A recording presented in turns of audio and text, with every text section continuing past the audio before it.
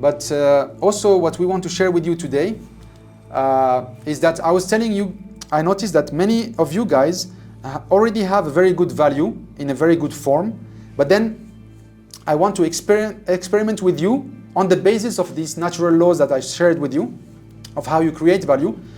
I want to bring you into this journey of let's discover what else you can sell, what other shape, what other form, how your product is consumed, and especially I want you guys and us to go all the way into finding the ultimate form that my product or service is consumed and the most expensive way or form at which it is bought. Because if you don't know that your coffee is being sold $100 a kilo in America somewhere in some form, and you're in Kigali and you're selling it $1 a kilo, you're missing.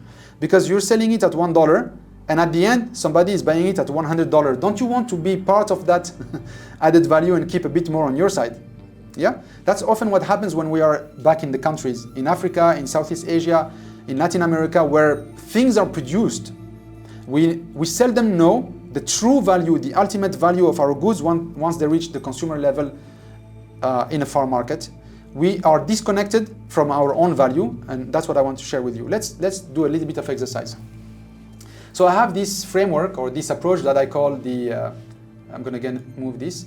So I call this the PAAS or SAAP, which is a very simple approach. Is whatever I have.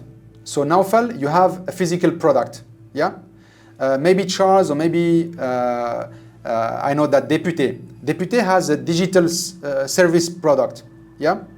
So you may say, I have different thing. You don't have a different thing. If you have a physical product, use the PAAS, product as a service, meaning that let me think how I can transform my product and sell it as a service.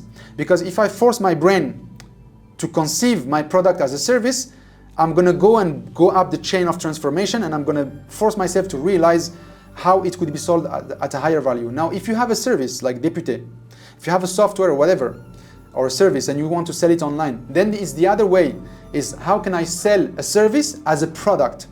Because I want people to buy my service very quickly, as if they come into a shelf and they say, I want this, here's the money, I take it as a product, like a physical product, take and go, pay and go. That's how I want to sell a service or a digital good. I don't want people to go through so many steps and stuff. I want them to really consume my service as if it was a packaged product that they will take with their hand from a shelf. That's what I mean by service as a product. So let's take a couple of examples. Let's start with product as a service, which is easier to understand. So I do this because I've done it in Rwanda a couple of years ago, and then I've been in Rwanda, as you know, my Rwandan brothers and sisters, I've been there for 2.5 years, so I'm familiar with the Rwandan coffee. So I can tell you the story of the coffee. So we went to farms in Gisenyi, in the northwest of Rwanda, at the border with the DRC. And there you can get coffee from the farm. So the farmer, they will struggle the whole year to grow coffee. And at that moment, around May, June, that's where the coffee beans, fruit are ready. So there's so much coffee all over the place, yeah? So, of course there, the farmer, they're gonna sell it at $0.50 a kilo, roughly, in Gisenyi. Sorry, they sell it at $1.50 a kilo. But they used fertilizers, they buy machinery, you know, they work hard, they pay employees and so on. So they have a margin of $0.50 per kilo. It's a very small margin, yet they work the whole year, yeah? So, and they sell it to, I can go and buy it at $1.50 a kilo back in Gisenyi, right out of the farm or the cooperative.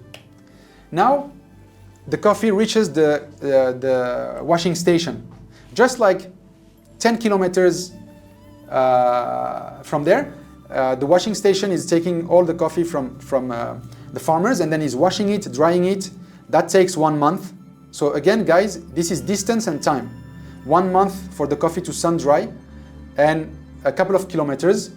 And then let's say that washing station now, or that cooperative, brings the coffee to Nyabogogo market at the entrance of Kigali, at the western side of Kigali. Now my bag of, I'm going to sell it by bag of 60 kilo. The new MOQ is 60 kilo bag, jute bag. And now I'm going to sell it $4 per kilo because I invested time, energy, and space to bring you the coffee to Kigali, to the entrance of Kigali. But of course, I spent money on it. I spent $3 for every kilo. I sell it at 4. I have $1 per kilo. It's okay.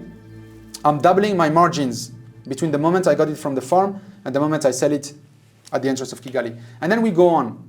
Now, some of my coffee, I bought it at $4 a kilo. I go and I roast it in a Kigali warehouse, a roasting company, and then I grind it, and then I put it in packages of 500 gram. And now when I sell 500 gram at $7 per pack, that means I'm selling at $14 per kilo. Boom! You see the margin increase. Of course, I have to spend on packaging, I have to spend on grinding, energy, electricity, I have to pay the roasting. So I have $10 of cost, I have now $4 per kilo. I multiply my margins by 4. You get it. Now this is sold in Kigali. Now this is where most of us, we miss it. We think that that's it. I've made the best of my item because I brought it to Nairobi and now I'm selling it in Nairobi. I brought it to Kigali. I did that little hammering, grinding, whatever, you know. And I think it's not bad, you know. From $1 a kilo when I get it from the countryside, I got it at $1 a kilo. Now I'm selling it at $14 a kilo in Kigali Heights to a cafe. You know, it's not bad, yes. But what happens for those who are still making money after you? You know, you have to be aware of it. So the red line is the cross-border.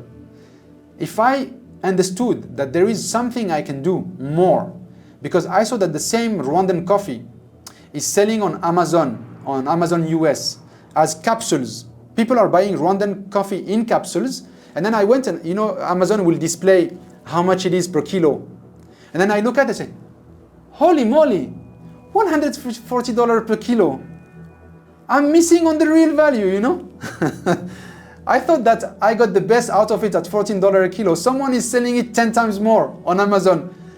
I need, you know, I'm gonna fly, I take a flight, whatever it takes. I'm gonna swim the ocean. I'm gonna make that $140 a kilo because I'm missing on it, yeah? So you got the point.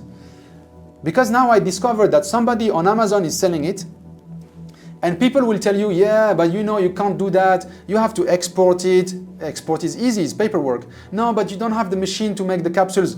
I pay a capsule company to put my coffee in the capsules. What are you talking about? I don't need to own a capsule factory. I bring my coffee, I put it on capsules. Yeah, it will cost you too much. Okay, yes, it will cost me $100 per kilo, but I'm selling it at $140. That means that I'm doing $40 per kilo. I multiplied my margin, net margin, by 10. So why don't I go for the journey? Yeah. So this is what I want to share with you. And then I browse Amazon, you know. I continue browsing, I say, hey, wait, what is that? Coffee subscription. Naufal, anyone who has commodity. What the hell is that? It's not a product anymore. This is a service. I'm selling a subscription service. Do you see the transformation here? I had a commodity. The commodity became a product. The product became a service. What is that service? The service is, look, you're an American gentleman or family. You love Rwandan coffee. You want Rwandan fresh coffee. And you want it every week fresh, delivered to your door every Sunday, every Monday morning. I have my new pack of Rwandan freshly grinded coffee. I take a subscription, man, because that is the service I want. I want fresh coffee every Monday coming to my office so that me and my team, we drink the best coffee every week. I will pay the subscription fee and I will commit to a 1-year contract. I will commit to a 3-month contract. Every month I'm going to pay. What does that mean, guys? What is the advantage here? This is the line that is appearing downstairs, down the slide. So when you sell out of subscription, when you sell as a product, as capsules, you make good sales, you make volume, but you do not have predictability because sometimes you sell 1 ton, sometimes you sell 100 kilo, sometimes you're going to sell 1 kilo. So if you don't have predictability, it's very hard for you as a business to plan your logistics. Therefore, you have to use last-minute logistics, FedEx, DHL, UPS, expensive, because, oh yeah, there's demand, let me reload. But then you're shipping at $20 a kilo because you do not have a horizon, you cannot plan. But when you move into a service, if you transform your offer into a subscription, now you have contracts. Now you know that you need 500 kilo per month for the next 6 months. Now instead of moving 10 kilo in express, you move 1 ton by air cargo, or you move 1 container because you know that you're going to sell it in 6 months. You take the time. Again, this is time, space, that you're compacting and you're transforming it into a service. So now you have with the service, with the subscription, the coffee subscription service, you can have different coffee subscription, you know. Now I have volume and predictability. And if you want to see what I'm talking about, you can go and click here. I will share with you. This is what the mafia, I call it mafia Nespresso because they're a mafia. They come and take the coffee from our lands at a very low price. They sell it at a crazy price. And they do this thing that I'm telling you guys. Nespresso is selling the monthly subscription. Why Nespresso is one of the richest companies in the world, guys? Because they went and got the coffee from Guissigny at $1 a kilo. They transform it, they bring it on Amazon, and they sell a subscription. How can you beat them? You little small coffee company in Rwanda. How can you beat them? You little brand of coffee in Kenya. You have beautiful coffee. But your beautiful coffee is not exploiting its maximum potential because somebody else has crossed the land, has crossed the time and space and has studied this.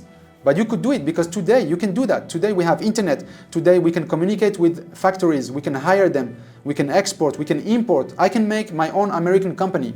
You guys can form a US company and then you can use your US company to import your coffee, send your coffee to a roaster, send your coffee to an American capsule packaging company, and then ask them to ship it on your behalf to Amazon. Now your coffee, your brand is on Amazon, sold as a subscription. Do you see the power?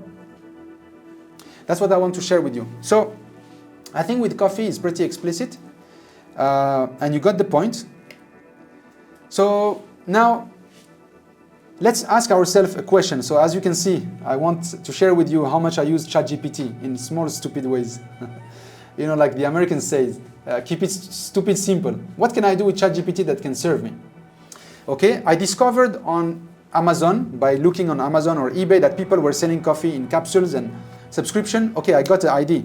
But then, you see here, if I want to sell my coffee, it is still a lot of work because I need to ship it, I need to ship a good quantity, I need to get it roasted, I need to get it packaged into capsules, I need to put some capital. I need a bit of capital to do it at a certain volume so that it makes sense. So yeah, the opportunity is there. I'm not saying you have to catch it. I'm saying that you as a business person, you need to master the value chain of your own goods. So you need to know it's there. Okay, now I know it's there. This is the most expensive way of selling coffee, is selling it by capsules on subscription. I got it.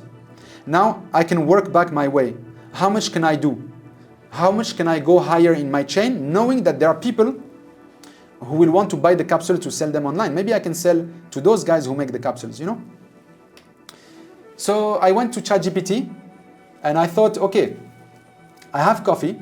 I know that coffee capsules for specific machines, because there are different capsules for different machines. Let's say I target Nespresso and the 2 big coffee machines. So I asked ChatGPT, you know, let me show you, I did a screenshot. I asked ChatGPT, the free version, not even this is 3.5. I said, in broken Mohammed English, Mohenglish, which is not even a good English, I said, which manufactured product that contains coffee partially would be the most expensive? My sentence is not even properly built. I'm not sure an American person would have understood, but ChatGPT got the point. So ChatGPT told me, one of the most expensive manufactured products containing coffee partially is actually cosmetics. Damn, I didn't think about that. Why cosmetics? Because apparently, you see here, it says that coffee has very good antioxidants and other properties for the skin. Very good. So I said, hey, damn. So I can make luxury products. And then I know that luxury products, they fetch $1,000 per kilo. You know, like face cream, hand cream, those creams, they are sold at $1,000 a kilo. That's a huge value. So can I do my own cosmetic brands because I have coffee? Then I do a coffee cosmetic brand? Maybe it's too far-fetched. It requires a lot of effort, yeah? But then I started thinking, what is it in cosmetics that is easy for me to do? Hey, body scrub. I saw on Amazon they're selling this body scrub. It's just coffee. It's the coffee that when I do an espresso with my machine, that the waste now fell. Maybe this is a new waste opportunity for you. The coffee that comes from the coffee shops that people want to throw is actually the material you need to make body scrub with coffee that Americans want to buy from you guys. So now I got it. Hey, that's cool, man. This is a product that I even think about that ChatGPT just told me. And what is it? Oh, it has a bit of coconut. No problem. I will buy a bit of coconut, throw it in there, and now I have body scrub coconut flavor, or whatever the flavor is that that market prefers. If they want lemongrass, I will put lemongrass. If they want mint flower, I will put mint flower. If they want lemon, I will put lemon. Whatever my target market favors, I will put that flavor. So good, I discovered this. And then I started thinking. I say, okay, so for the body scrub, I need to buy the plastic bottles, and then it's voluminous, so I need to put them in a carton, and then maybe multiple cartons in one pallet, then I have to ship one pallet. Okay, so let me think. Can I find a way to sell it by looking through Amazon again? I did research, I searched body scrub coffee, and then I find this. You see that? It's a sachet. It's very thin. It's like 2 cm, 1 cm sachet of like just 200 grams. Hey, that's cool. You know why? Because I can ship it from Kenya, I can ship it from Rwanda in an envelope, which is like a few dollars per envelope, and I ship it from there. Very easy. People want the scrub. I can do a coffee scrub subscription from Kigali, from Rwanda. Every week I send them by post or by UPS, because this is very light. Hey, I just discovered a fantastic opportunity. Yeah? Now you get what I mean. So now I come back to my coffee chain and I say, hey, this is what I can realistically exploit. Among the whole spectrum of value, I cannot right now sell capsules. I cannot do a cosmetic brand to fetch $1,000 a kilo, but surely I can do coffee scrub. If I don't do coffee scrub, I'm either stupid or lazy. That's the only reason why I cannot make coffee scrub. You get the point, yeah? There is no excuses why not I cannot increase my added value right now that I did my research. So I did my business plan according to the money I have, the capacity I have. I find that I made a partnership with few coffee shops that I know I can get the fresh ground coffee that they used on the same day, and I know that I can sanitize it under the sun to kill the bacteria. I find a way to get my material, and I bought my pouches, coffee pouches. I got a team. We just put the thing, put the sticker. Okay, this is a business I can do. What are the mathematics of it? I can sell it at $60 a kilo, and it costs me $20. It costs me less because I can buy those pouches and get them printed from China or whatever. And then I'm going to spend and pay someone to clean my coffee, to collect it. So I get $20, but then I'm making as much margin as selling capsules. You know, if you remember my capsules model, my capsules, even I sell at $140 a kilo because I have $100 a kilo of cost, I was making $40 a kilo. Now for the same effort, I'm still making $40 per kilo of margin for something that is much more accessible. I don't need an investment. I don't even need to buy a machine. I get it from the people who have coffee machines. So now you got the point. Now this is the business I'm going to implement. I'm going to sell coffee scrub subscription in small sachet. I'm going to sell it to Americans on Amazon. And even if I cannot sell on Amazon, I'm going to sell on whatever website. And I'm going to ship from Kigali and I'm going to ship from Kenya. I just multiplied by 40 my margins compared to when I get the coffee from the farm. Do you see, guys, the value? When we study our spectrum, I easily multiply by 40 my net profit. That's what I wanted to share with you guys. So we're getting 125, so I need another 20 minutes and then we will take 20 minutes for questions. So what are the questions that you should ask yourself? Because this is really what I'm sharing with you is a mentality change. Learning is a change of mentality. There is no secret. This is obvious. I haven't reinvented the wheel. What I'm telling you is actually obvious. It was already there. I just discovered it just by searching. So these are the questions.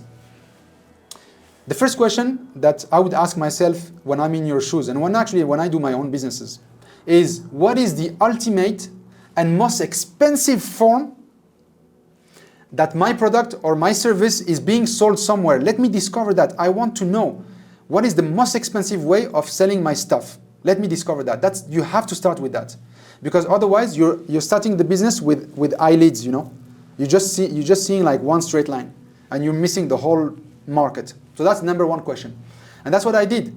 I went to Amazon, I discovered the capsules, but then I said, let me dig a bit more. I asked ChatGPT. ChatGPT told me cosmetics. I said, cosmetics, wow, no, too complicated to do. Oh, scrub, damn, boom. I locked down on it. Yeah, simple from one question. So that's the second question. What is the, now I know what is the ultimate retail value. I know that cosmetics can get $1,000, but I don't have the means to go into cosmetics, but I have definitely the means to do artisanal coffee scrub production level. I don't even need a machine, and more than that, I can say handmade, which is even better. It's handmade. People appreciate that. So I'm going to do handmade coffee scrub, and I'm going to sell it. It's organic. It's back from the country. It's fresh. It's from this year. It's not coffee that was stored in a warehouse somewhere for 2 years. You guys are buying scrub that is dead, that is from 2 years ago. I'm selling you scrub that was made last month. That's freshness. That's an added value that I'm selling. So the next question, that once you discover the highest value or highest price that you may get, the next question is to use the Pareto effect. You know that Pareto effect, 80-20, 80%, 20%? Let's apply it. So this is my rule. If the end product has 80% of my stuff and there is 20% of something else, I will go and buy the something else 20% and put it in my product and now own the final product, because I have the majority of the thing. Yeah? So I can bridge that gap of just 20% remaining. So for example, here I have the coffee scrub, but I don't have the coconut. No problem. I go and buy the coconut oil. That's only like 2%. I just put like 2% of coconut oil. Now I have coffee scrub coconut flavor.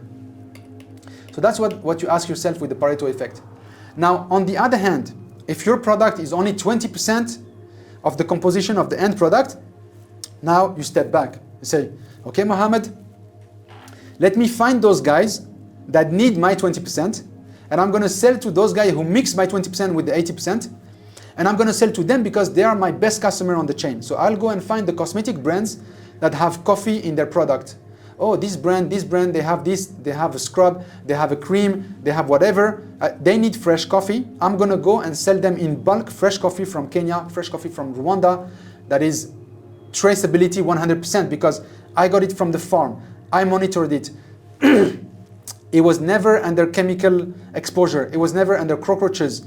I can sell you a coffee that is 100% traceability and fresh. So you, as a cosmetic brand, you're going to pay for my coffee much higher price than buying coffee from someone who doesn't have traceability. So you see the business opportunity? Because my product is only 20% of the composition of someone else's products. Let me find those guys and sell to them at a higher price. I'm still making a very good money, and I'm selling bulk. Sorry, need a bit of water. I talk a lot, and I hope we're going to digest this. Okay, for physical products, guys, this is what I discovered over 20 years of selling. I've sold many things, from diapers for babies to silver and precious metal gold. I sold all this stuff online, including financial services. When you want to move goods, there is something that we call the commercial density. Is that if you have a product that right now can fetch you $30 a kilo, if it's fetched you $30 a kilo or $30 a liter, you can consider shipping it by air cargo. But do not try to sell something and ship it by air if it's less than $30 a kilo, because you will always lose money and you will not be able to scale. So this is the number I want to share with you guys. Commercial density, at least $30 a kilo. If I can get $30 a kilo, I can ship by air. If I cannot get $30 per kilo, if I can only get like $10 a kilo, I ship by sea. So I bring it to Mombasa port, I bring it to Dar es Salaam port, and I ship it by sea, and I ship 1 ton. That's how it works.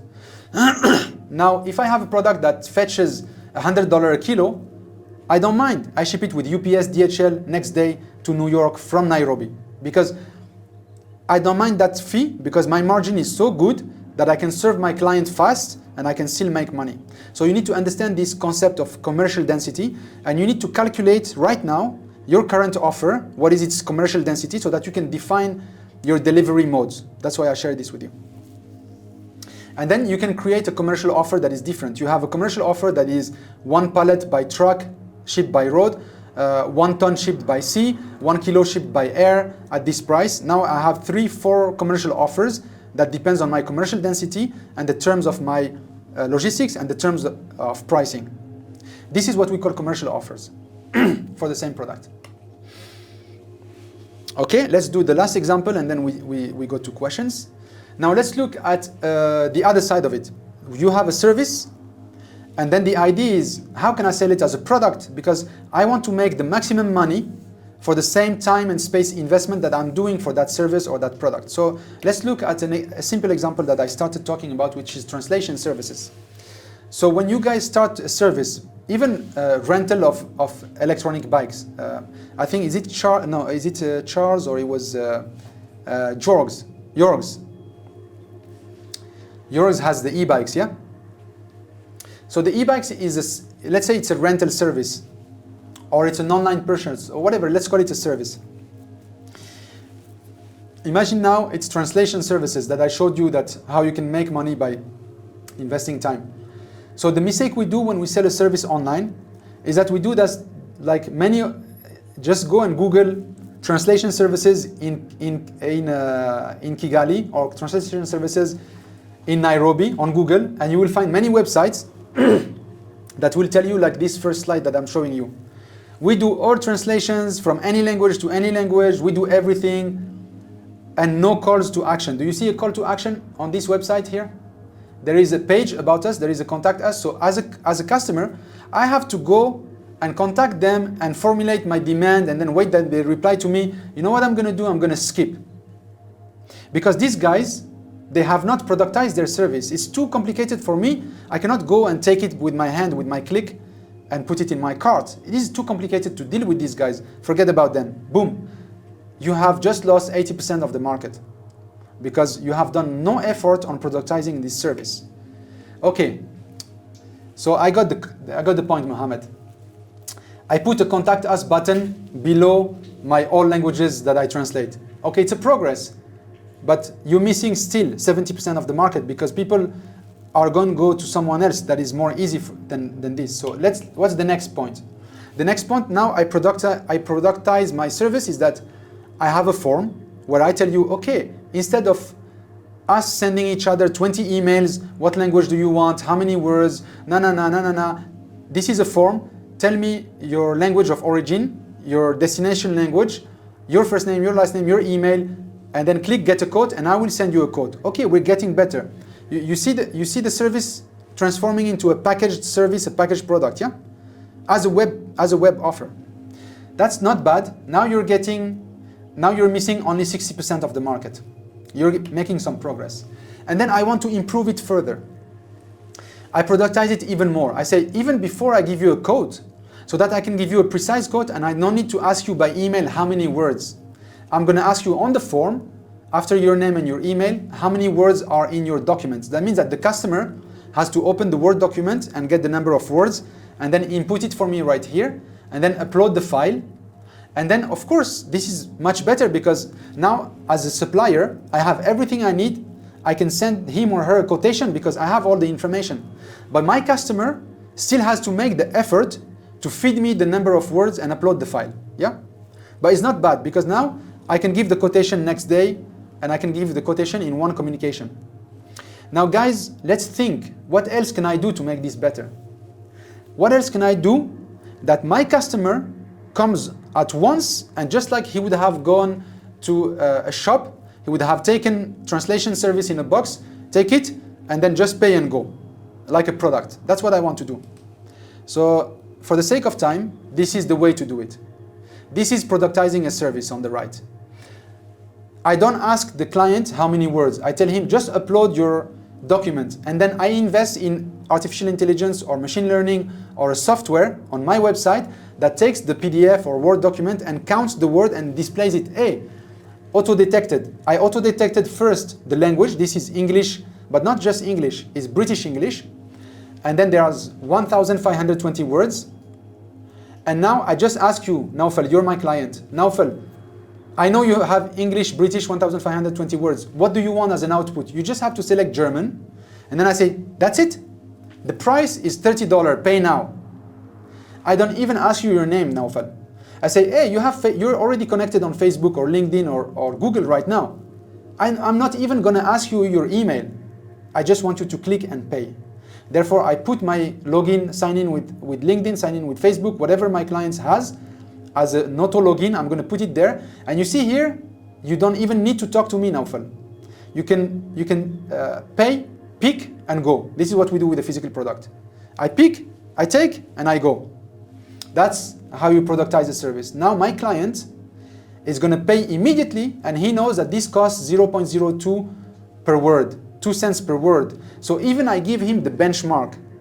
So he doesn't ask me, how much is it per word? Look, it's auto-calculated on the basis of 2 cents per word. Your document has 1,520 words from English to German, $30, boom. Your file is already with me. Just hit the button and pay, and you see over there, order now, 24-hour delivery. You don't even need to ask me when.